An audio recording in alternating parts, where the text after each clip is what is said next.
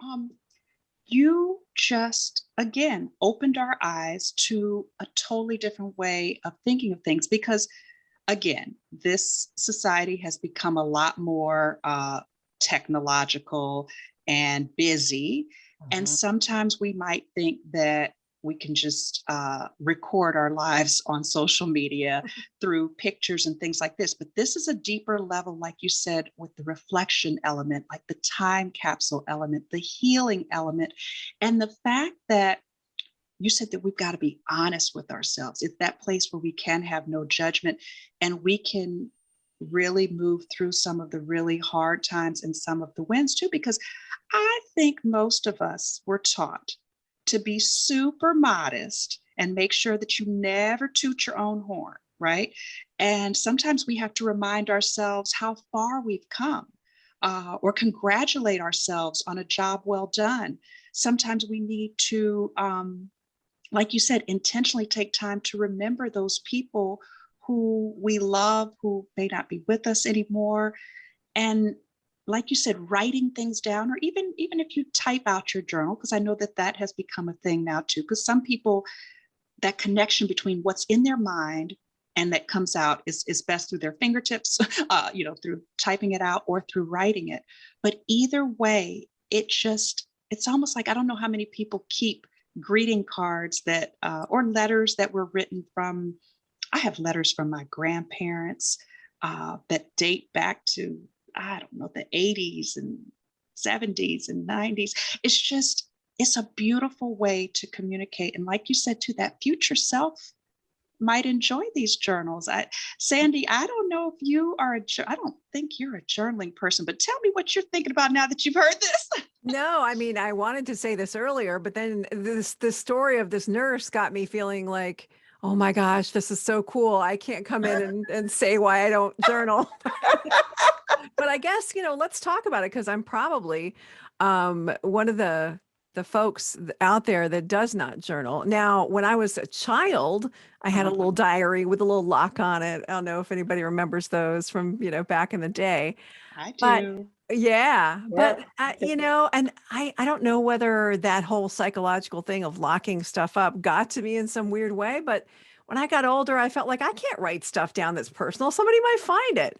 And and You so know, I've right there even with every you. time I've done it, I've torn it up, or if it's on my computer, I've deleted it. I promise you, you will find no personal anything anywhere. When I die, you're going to have Facebook and Instagram and Twitter and Pinterest. No, Sandy. Oh my goodness, Sandy. So here's the thing. I actually have two journals.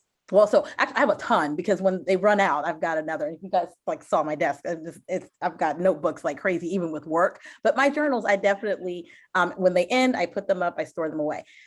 For a really long time, though, before I moved to the Virginia area, I used to share a computer with my kids. So my husband and my kids, we all on the same computer. And so I was journaling, but I was typing. And so I password protected everything, everything, because I had this Yeah. fear that my innermost thoughts, some of them about motherhood, some of them about, becoming a wife at a young age. I mean, all types of things. I was like, oh my gosh, if somebody reads this. And so I I protected it, right? And so I understand, it's kind of like your inner thoughts. But what I would challenge people to think about is that it's when we don't talk about or journal that we are locking things away because we don't give ourselves the opportunity and the ability to release those things, right? So our minds and our hearts and our souls become what holds on to the good, the bad, and the ugly, right? It holds on to everything. And unfortunately, sometimes, depending on what moments and seasons you are in life, it holds on to sometimes more bad than good, right? Or more ugly than good. And so journaling is a way to release. And I will tell you, my daughter, I encouraged her to journal. She was kind of in the same likeness of like, oh my gosh, somebody reads this. And we actually did a little burning ceremony one year, and she wrote all the things that she needed to write and got them out and said whatever she needed to say. And it was right around New Year's. And then we took it outside to the grill and we burned it. Huh. And it was almost a way for her to take all the pain and just stress and challenges that she was feeling and put it all on paper. And it was just like screaming, if you will, right? Like the screaming onto that page, but then let's let it go.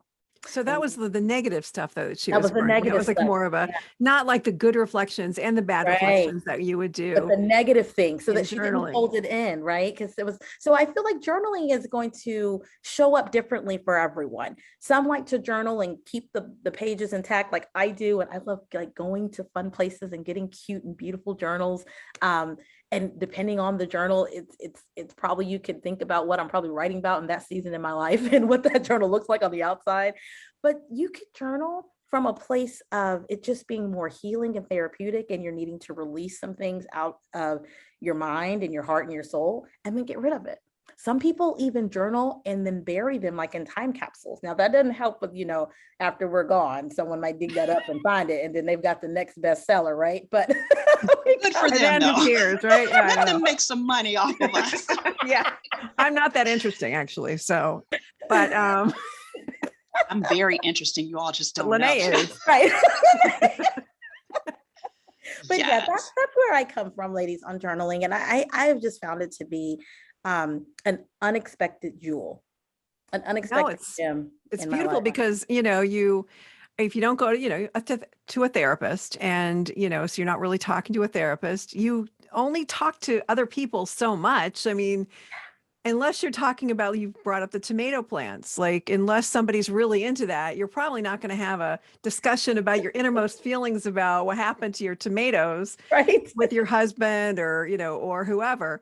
So yeah, it seems very valuable. And another thing I always remember hearing about when you do like a Bible study or any kind of, study into things, people encourage you to take notes and to go back and, see what God's done in your life. And I'm always thinking that's never going to happen because I'm not going to write it down.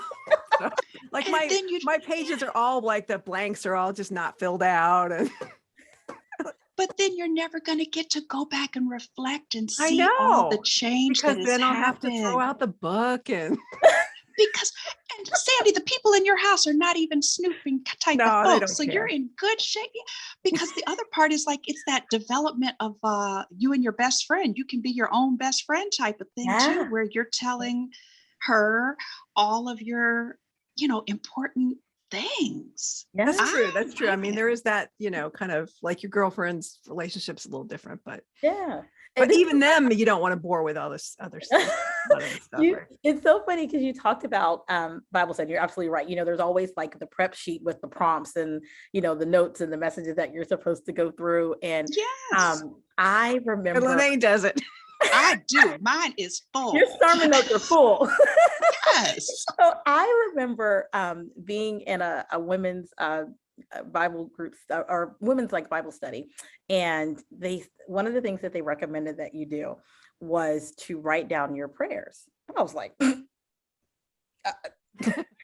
it's hard enough for me to come and have a conversation and real conversation and say, God, I know you already know this, but if you want me to write it down, like that is another what? That's even too much for you. Right. It took me a place. And so I'll never forget, I was watching the movie The Help, and the main character, she talked about writing down her prayers. Did my friend write a part of the script? Like, where's this coming from?